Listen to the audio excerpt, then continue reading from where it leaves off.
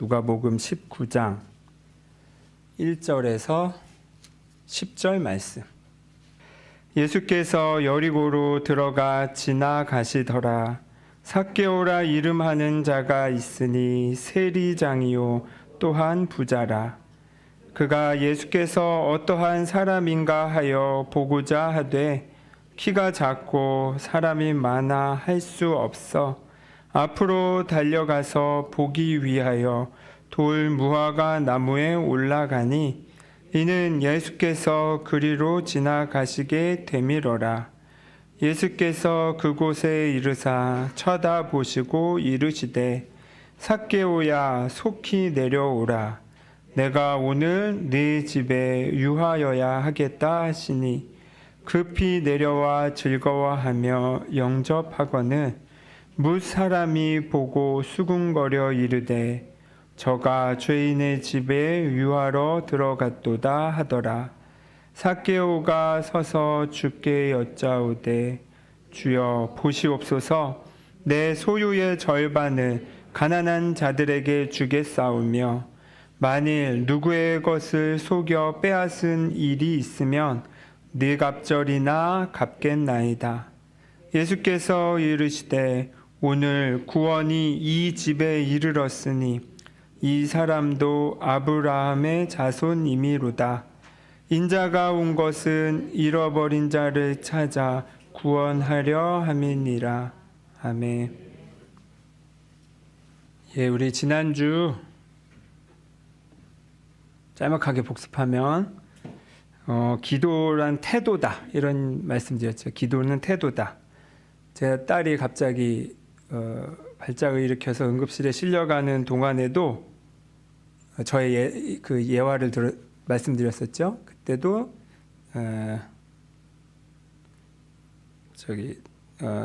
나의 초점을 어디에 두고 있는가? 불안에 둘 것인가? 두려움에 둘 것인가? 아니면 사랑과 축복, 감사, 결국 하나님의 평화에 둘 것인가를 그 응급 실려가는 와중에도 선택할 수 있다.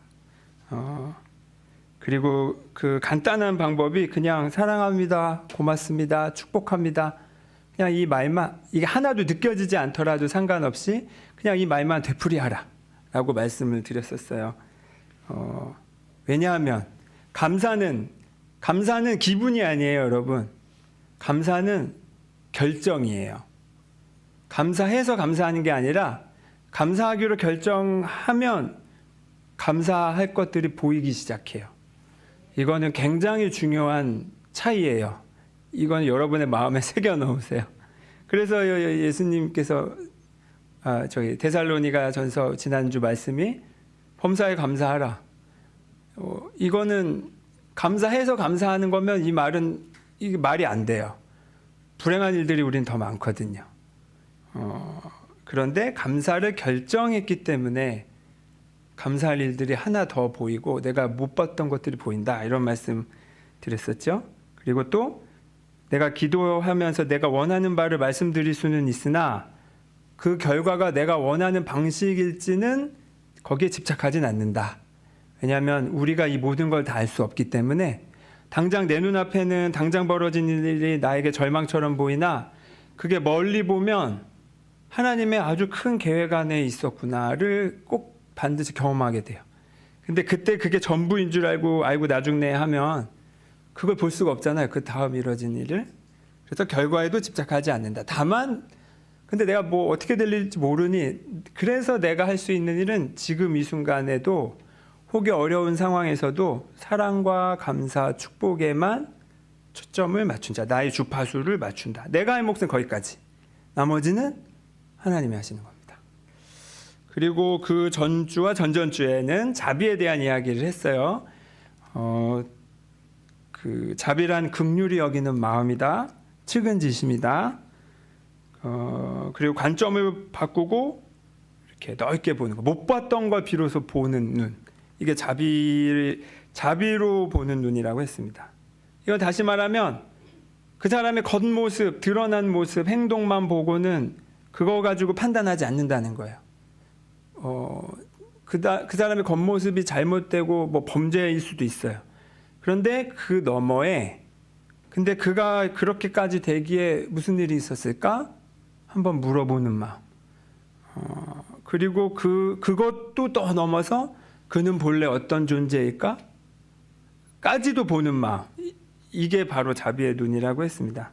그래서 제가 왜 그 사용수 김용재 이야기도 우리 했었고, 또 제가 초등학교 3학년 때 숙제 베껴서 냈을 때 선생님이 대처해 주셨던 방법, 우리 어머니를 불러다가 얘 숙제 베껴놨으니까 혼내세요가 아니라 도누가 숙제를 베껴냈어요, 어머니. 그런데 모방은 이 창작의 시작입니다. 그러니까 글쓰기를 좋아할 수 있도록 잘 격려해 주세요. 그리고 우리 어머니가 저한테 와서 그대로 그 얘기를 해주셨다고 했잖아요. 요런 거. 숙제를 베껴낸 그 순간에는 두 명의 도누가 있어요. 한 명의 도누는 숙제를 베껴냈기 때문에 좌시할 수 없기, 응당한 처벌을 받아야 하는 도누가 있고, 또 한 명의 도누는 이렇게 숙제 글쓰기를 싫어는 하나 실제로 그 작가들이 카피하는 것에서부터 많이 배우거든요. 그래서 모방을 통해서 얘가 글쓰기를 잘 이렇게 친숙해질 수 있는 기회 앞에 선 도누, 이 두 가지 도누가 있는데 대부분 우리는 이쪽 도누, 이 처벌을 받아야 하는, 항상 뭔가 혼내야 되고 비판해야 되고 잘잘못을 따져야 하는 것만 우리는 그게 더 많이 보인다 그랬죠. 요걸 한번 멈추고 이게 쉽진 않아요. 근데 한번 멈추고 이쪽 거를 한번 보는 거, 그게 바로 신앙의 눈이고 예수님의 눈이고 자비의 눈이다, 그 얘기를 했습니다. 오늘 이야기도 마찬가지예요. 지난주 본문은 예수님의 제자 세리 마태에 대한 이야기예요. 이야기였었고, 근데 그 같은 얘기가 뭐 똑같은 내용이 다른 복음서에서는 레위로 표현되기도 해요. 뭐 진짜 마태가 됐든 레위가 됐든 어쨌든 그도 세리장인데 예수님이 거기서 밥 먹으니까 욕을 먹어요. 왜? 세리는 죄인인데 죄인들이랑 어떻게 예수가 밥을 먹어? 그 당시 우리는 뭐 밥 먹을 수도 있지 이렇게 생각할 수 있지만, 그 당시에 이스라엘 사람들의 그때는 종교와 정치와 뭐 이 사회가 이 당시는 그냥 완전히 하나인 거잖아요, 이스라엘 민족에게. 그래서 그거는 굉장히 혐오스러운 일이었었나 봐요. 그래서 그 사람들이 손가락질했어요. 똑같이 오늘은 삭개오는 세리 중에서도 장이라고 해요. 장, 높은 사람인 거죠. 그러니까 이 사람도 오늘 성경에서 읽으면 알듯이 동네에서 아주 대표적으로 욕먹는 사람이었던 것 같아요. 근데 이 사람에게 예수님이 가서 밥을 먹었고, 다가가서 집에 가서 밥 먹자 이렇게 얘기한 거고, 삭개오는 6절에 이렇게 반응을 합니다. 급히 내려와 즐거워하며 영접했다. 급히 내려와. 나무 위에 올라가서 예수님 이렇게 구경하고 있었는데 키가 작아가지고 안 보이니까 예수님이 야 너네 집 가서 밥 먹자라고 하니까 급히 내려왔대요. 그리고 즐거워했고, 그 삭개오의 즐거움이 느껴지죠. 그 급히 내려왔다라는 그 표현에서 정말 즐거웠던 거예요, 삭개오는. 왜냐하면 그냥 이건 상상이나 아무 조건 없이 편견 없이 처음 보는 사람에게, 나에게 이렇게 대해준 사람이 아마도 삭개오는 없었던 것 같아요. 예수님이 처음이었나 봐요. 삭개오 자신도 몰랐던 삭개오 본인의 그 깨끗한 모습을 예수님이 봐주신 거죠. 삭개오라는 이름, 그 전에 제가 이 본문 가지고 설교했을 때 말씀드린 적이 있었는데, 삭개오는 죄인 취급받았고, 죄인이라 하면 성경에서 자주 나오는 표현이 더럽다라는 단어와 같은 뜻으로 쓰였어요. 그러니까 더럽다. 죄인은 더럽다. 저 할머니도 자주 쓰시던 표현이셨는데, 에이 더러워 이런 표현. 그런데 삭개오의 이름 뜻을 제가 나중에 찾아보니 뭐였냐면 깨끗한 자였어요. 깨끗한 자. 확 대비되지 않아요? 더러운 죄인으로 계속 불리던 사람의 진짜 이름은 깨끗한 사람이었다는 뜻이에요. 그 뜻이 삭개오가. 이런 게 이제 성경을 읽는 성경의 맛 아니겠습니까? 이 확 대비되는 거. 예수님이야말로 진짜 삭개오 이름을 불렀다라고 그때 전에 제가 말씀드렸었어요. 이게 예수님이 바로 이걸 보신 거죠. 저 사람 깨끗한 사람이구나. 모두가 더러운 겉모습만 볼 때, 아마 세금 거두면서 자기 뒷돈도 받거나 아니면 횡령도 하거나 했을지 모르겠어요. 근데 그럼에도 불구하고 예수님은 그 안에서 그 너머를 보셨다는 거예요. 그게 바로 자비의 눈이었습니다. 그런데 이게 있어요. 그걸 나 자신이 볼 수는 없나? 내 스스로? 볼 수 있죠. 그리고 결국 봐야 돼요. 나도 내 안에 더러운 면 너머의 깨끗한 면을 봐야 돼요. 그런데 흔히 그거는 혼자 스스로 보기가 어려워요. 왜냐? 우리가 그렇게 크지 않았거든요. 늘 평가와 비난과 인정받는 것을 통해서만 나의 가치를 증명받았기 때문에 항상 뭔가를 해서 증명받아야 된다라는 그 무의식의 그런 태도가 우리가 이렇게 깔려 있어요. 그리고 보통 우리는 칭찬보다는 비난을 더 많이 들으며 커왔기 때문에 이게 참 되게 단순한 것 같은데도 되게 어려워요. 진짜 이거 정말 어렵더라고요. 그런데 그럴 때는 이렇게 예수님처럼 누군가 나의 참된 가치를 알아봐주고 발견해줄 때 그때 깨어날 수 있습니다. 삭개오의 예수님이 하신 게 바로 그거죠. 삭개오의 그 가치를 직감하시고는 삭개오야 속히 내려오라. 내가 오늘 내 집에 유하여야 하겠다. 내가 오늘 너에게 들어간다. 네 안에 골방으로 들어간다. 이런 겁니다. 마찬가지로 우리도 누군가를 볼 때 늘 보던 대로 보는 게 아니라 당장은 겉으로 보이지는 않지만 그도 하나님의 자녀이다. 다만 본인 스스로 모르고 있을 뿐. 그래서 내가 그를 잘 봐줘야겠다. 요게 바로 요게 바로 지난주 설교였죠. 지난주가 아니지, 지지난주. 나는 그의 어떤 문을 열고 들어갈 것인가. 삭개오에게는 죄인의 면도 있고 삭개오라는 이름처럼 그 깨끗한 면도 있어요. 다만 죄인의 모습이 아마 사람들에게 많이 비춰졌나 봐요. 그리고 내가 삭개오라면 이랬을 거예요. 나한테 죄인이라고 삿대질하면 악에 바쳐서라도 그래 좋아, 얼마나 내가 악독한지 보여주겠어 라고 하고 나도 더 악독하게 했을 거예요. 그게 사람의 마음이 그래요. 나를 죄인으로 보면 나도 모르게 죄인처럼 행동하게 돼 있어요. 무의식 중에. 누가 나에게 욕을 하면 나도 누군가를 욕하게 돼 있고 누군가를 비난하게 돼 있듯이.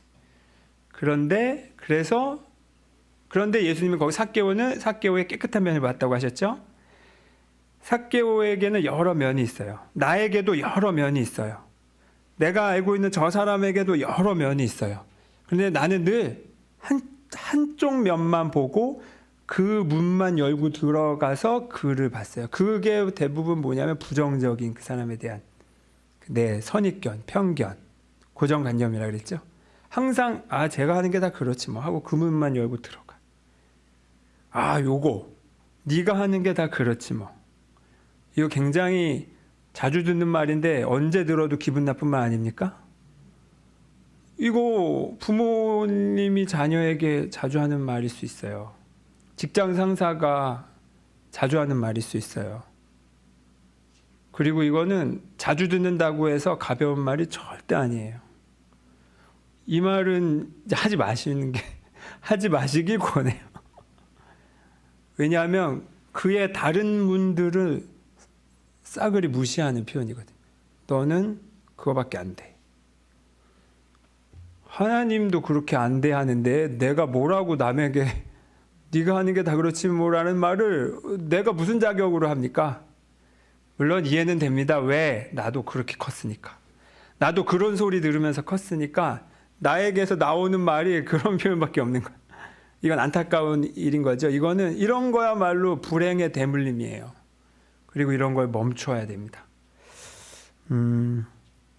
그리고 죄된 문 혹은 그의 잘못된 문, 그가 비난받아야 되는 문만 열지 말고, 그가 잘못을 안 했다는 게 아니에요. 그럼에도 불구하고 그의 진짜 문은 그도 하나님의 자녀다. 그 문을 열고 들어가서 그를 만난다. 그에게도 깨끗한 면이 있다. 본인도 몰라. 그런데 내가 그걸 봐주겠어. 그래서 본인도 모르는 그거를 내가 그의 그 면을 열고 들어가서 그가 스스로 알게끔 해주겠어. 아니, 알게끔 해주겠어는 욕심이다. 그거는 결과를 이렇게 좌우하려고 하는 거니까 그냥 항상 그의 깨끗한 면을 내가 보겠다 까지만 하시면 돼요.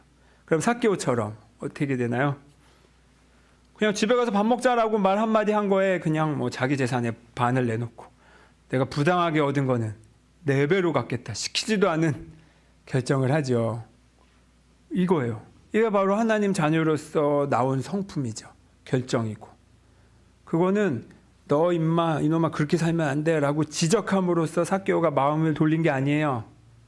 지적한다는 건 너는 죄인이야 라는 걸 전제하고 하는 거잖아요.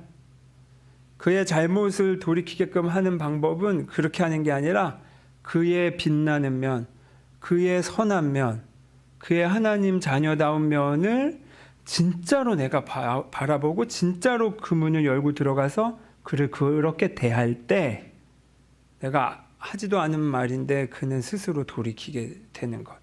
이것이 진짜 신비라고 할 수 있습니다. 요게 이 이야기를 이번 주에 한 번 더 하는 건, 자, 요거를 여러분 그래서 적용해 보셨어요?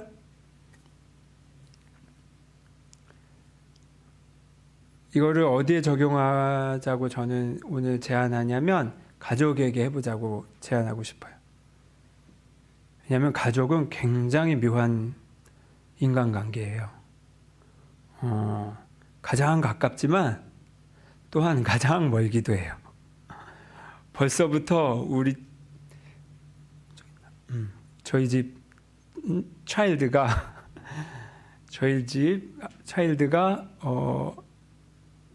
말 안 해. 숨기는 게 있어. 가족인데. 그렇게 어린아이도 이제 오히려 다른 데 가선 얘기할 거를 이제 부모에게서는 또 말 안 하는 것들이 생기더라고요. 그리고 이것이 어떤 면에서는 잘 스스로 자신의 삶을 독립시키는 또 하나의 과정이기도 하죠. 그런데 우리가 뭐 만약에 내가 부모님과 사이가 안 좋다. 나라도 우리 부모님한테 말 안 해. 이게 묘해요. 그리고 가족은 가장 사랑하는 관계이면서도 또한 제가 충격 먹은 게 있는데 제 성격이 어떤 것 같으세요? 나이스하죠. 제가 봐도 나이스해요. 친절하고 제가 화를 내는 일이 그렇게 별로 없어요. 저기 정치 뉴스 볼 때 빼고. 제가 진짜 화도 잘 안 내고 뭐 그렇게 뭐 까탈스럽지도 않고 뭐 그런데 어느 날 제가 알아차린 게 있어요.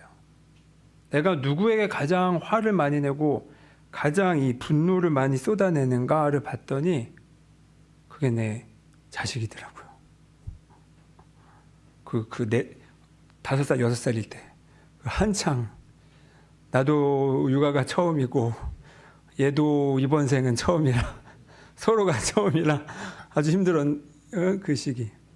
유독 같은 상황, 같은 내용이어도 다른 사람에게 내가 유하게 대할 것을 내 자녀에게는 유독 내가 까탈스럽게 꼬집으면서 굳이 이제 한마디 했는데 2마디, 3마디, 4마디 꼭 더 얹어서 이렇게 하더라고요. 그리고 가장 화를 많이 내고 있더라고요. 내가 가장 사랑하는 사람에게. 그렇지 않습니까? 가족에게 그러지 않습니까? 남편과 아내에게 그러지 않습니까? 내 부모님에게 그러지 않습니까? 아주 묘해요. 그래서 저는 가족과의 관계는 여러분 어떤 좋은 의미에서 정색하고 마치 남처럼 한번 대하는 연습을 하셔야 된다고 생각해요. 남이어서 함부로 대한다는 게 아니에요. 남이어서 무관심하다가 아니에요. 사랑하기 때문에 오히려 내가 더 노력해서 의식적으로 존중을 해줘야 돼요. 내 자녀의 공간과 시간과 결정권, 우리 부모님의 시간과 공간과 자기 결정권, 심지어는 행복할지 불행할지조차도 스스로 결정하게끔 내가 권할 수는 있으나 무엇을 선택할지는 내가 대신 선택할 수 없다는 것을 좀 우리가 남에 대해서 이러쿵저러쿵 하지 않듯이 똑같은 마음으로 내 가족들에게 그렇게 할 필요가 있어요. 이거는 무관심한 게 아니에요. 오히려 더 온전한 의미에서의 이게 존중이에요. 그리고 그때 돼서야만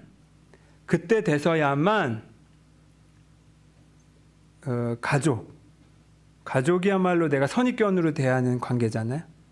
내가 다 알지 뭐. 내 자식 내 손바닥 아니지 뭐. 내 딸 뭐 거짓말할 때 뭐 뻔히 다 보이지 뭐. 그렇지 않아요? 이럴 때 바로 그 말이 나오는 겁니다. 네가 하는 게 다 그렇지. 내가 다 안다는 거예요. 그리고 바로 그 말이 자녀에게는 혹은 내 가족에게는 족쇄가 돼서 그 말을 싫어하면서도 그 말 안에 갇혀버려요. 정말로 그렇게 돼. 그것밖에 못하는 사람이 되게 돼요. 내가 그렇게 보아줌으로써.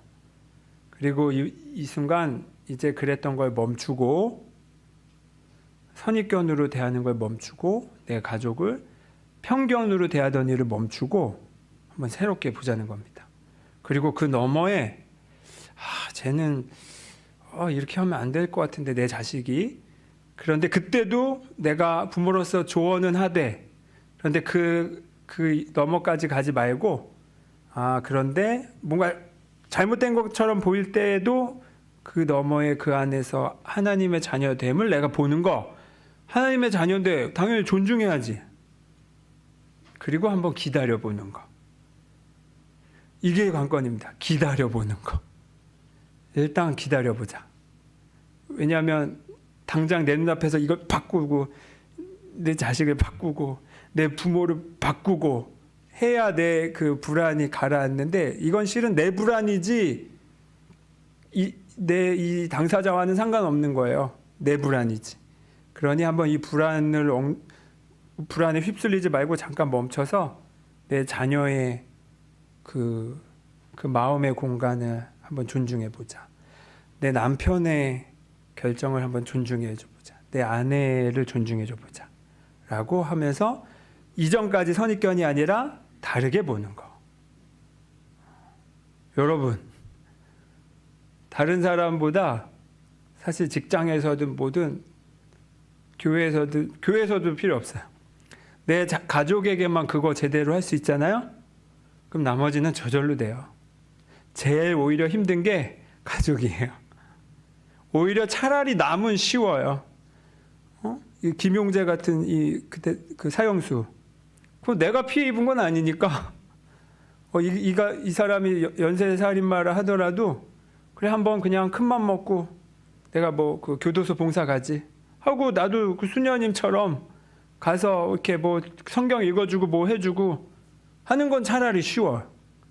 그런데 내 가족에게 오히려 내 가족을 다르게 보는 거는 진짜 어려워.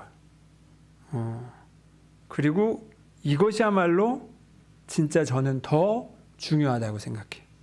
그리고 이게 가장 핵심이에요. 왜냐? 김용재가 왜 그렇게 됐습니까? 아버지 어머니의 사랑을 받지 못했잖아요. 그리고 자신이 그 어려서부터 혼자 이 세상에서 살아남으려고 고군분투할 때마다 닥치는 대로 일을 할 때마다 시력이 나쁘다고 또 뭐가 나쁘다고 뭐가 안 됐다고 항상 거기서 소외당했잖아요. 모두 김용재의 빛을 본 게 아니라 김용재의 아주 사소한 그 결점들만 보고 그것 가지고 그를 평가하니까 결국 김용재는 그거에 걸맞는 선택의 삶을 살 수밖에 없잖아요. 그때 처음에 그걸 다르게 김용재의 그 빛을 본 사람이 있었다면 그는 여의도 광장에서 차로 아무나 닥치는 대로 그렇게 사고를 내진 않았을 거예요. 결국은 우리 가족이 제일 중요하다. 그런데 그렇다고 해서 그럼 나도 그런 가정에서 못 컸는데 상관없습니다. 지금부터 내가 그러기로 선택하면 돼요. 내가 내 가족에게 너무 가시돋친 말만 한 것 같은데 거기 죄책감에 오래 머무르지 마시고 회개하시면 돼요. 회개라는 건 그냥 돌이키는 거랬잖아요. 방향을 바꾸는 거. 단순해요. 이제 다른 방향으로 가면 돼요. 내가 이제 자비를 보기로 시작하면 돼요. 이제 내가 그의 겉모습이 아니라 그 너머의 속마음을 그도 하나님의 자녀라는 것을 보기만 하면 돼요.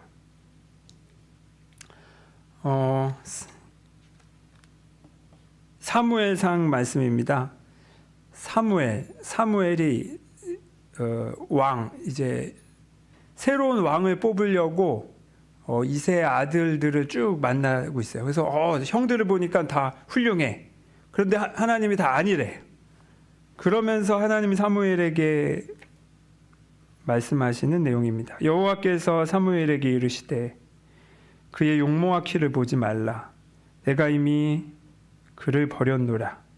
여기서 그는 이제 사무엘이 좋게 본 그 위의 형들이에요. 내가 보는 것은 사람과 같지 아니하니 사람은 외모를 보거니와 나 여호와는 중심을 보느니라. 그러면서 여호와께서 이제 점지해 주신 왕이 다윗이었던 거죠. 저기 가장 어렸던 하나님은 중심을 보신다라고 했어요. 그럼 하나님의 자녀인 우리도 뭘 봐야 되겠습니까? 중심을 봐야지요.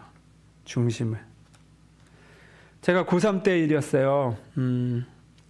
그 저녁 예배를 드리는데 그때 강사로 오신 목사님이 막 가족에 대한 이야기를 막 하시다가 우리 집은 아침마다 모든 가족들이 포옹을 하면서 사랑한다고 말하면서 하루를 시작한다 라고 하는 거예요. 뭐 목사님이니까 또 뭐 저렇게 얘기하시나 보다. 항상 약간 저는 삐뚤어질 거라는 눈으로 한번 보는데, 그런데 그 자리에 저녁 예배 자리에 진짜 대학생 딸이 같이 왔었어요. 그러더니 그 말과 함과 동시에 이제 내려가서 그 딸과 앞에서 포옹을 하면서 그걸 보여주시더라고요. 근데 그거는 쇼맨십이 아니었었어요. 정말로 매일 아침 하는 말과 포옹이더라고요. 그 느낌이.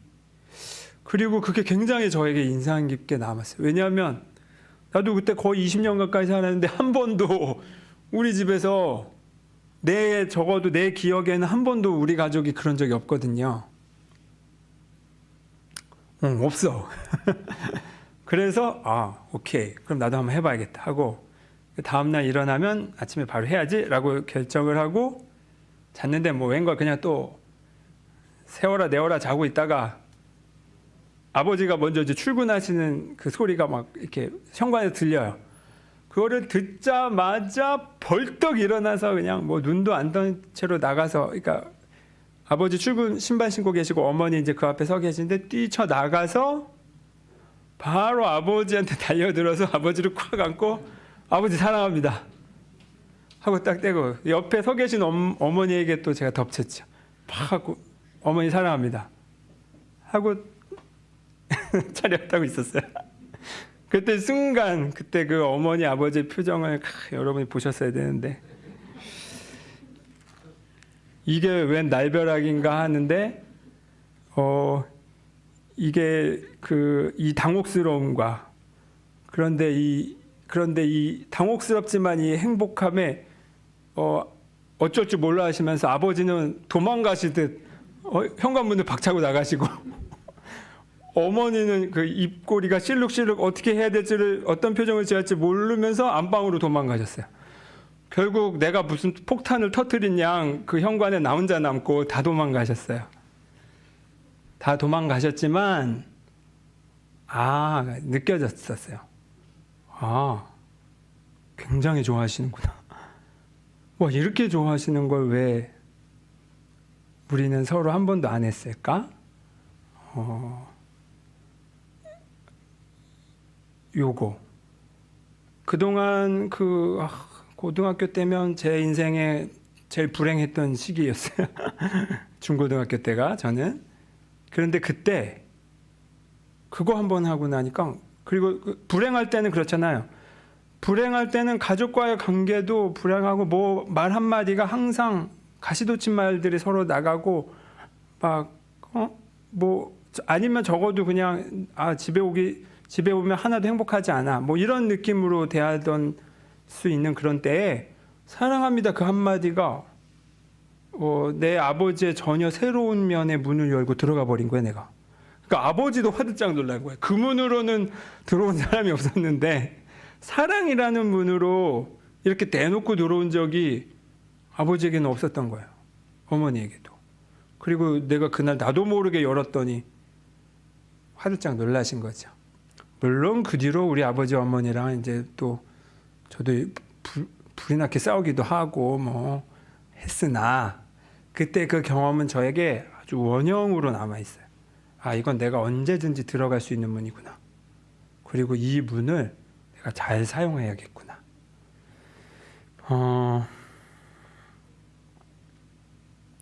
예수님이 그 문을 열고 들어가셨습니다. 삭개오에. 이 사람도 아브라함의 자손이다. 모두가 죄인으로 따돌릴 때 이 사람도 너희와 같은 아브라함의 자손이다. 너희와 같은 하나님의 자녀다. 너희가 함부로 할 수 없는 사람이다. 그리고 우리도 그 문을 열라고 예수님께서 초대하고 계십니다. 그리고 먼 문 말고 가장 가까이 있는 우리 가족부터, 가족의 그 문을 열고 들어가서 진짜로 내가 정말로 하고 싶었던 말은 사실 사랑이었으니까, 내가 잔소리를 했던 것도 실은 사랑했기 때문이니까, 내가 우리 아버지를 미워하고 우리 어머니를 미워했던 것도 실은 본래는 사랑했으니까 그것을 우리 정직하게 맞이하고 서로의 그 문을 열고 들어가겠습니다. 겉으로 보이는 게 사랑이 아닌 경우가 많지만 거기에 여러분 휘둘리지 마시고